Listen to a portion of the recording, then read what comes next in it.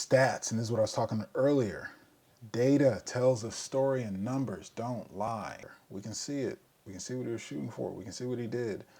That gives us something to look at. The story, he's Wednesday in, 4 pounds down, another 2 days ago, everything's on track. It is telling a story. And just like I said there, when you're in the game of stats, the most powerful thing I ever learned, just like integrity, remove morality. Just looking at the numbers. Was it effective? Ineffective. Did you do it? Did you not? 24 hours in a day? Did you not have time or did you not make time?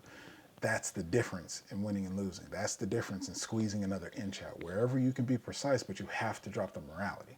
If you're too busy feeling bad about what you didn't do, that doesn't work. There are two things that come from stats: results and accomplishment. So to that, results is the context of what do the numbers say? That's where you can measure. An accomplishment, what did you get along the way? Going back to those milestones. So what's the thing that you can say that you accomplished? I had to learn and teach myself how to effectively do shorts. Accomplishment, that's something that was foreign to me, sitting on the outside while YouTube's literally in the practice of making these policies with money dedicated to pay people doing these things.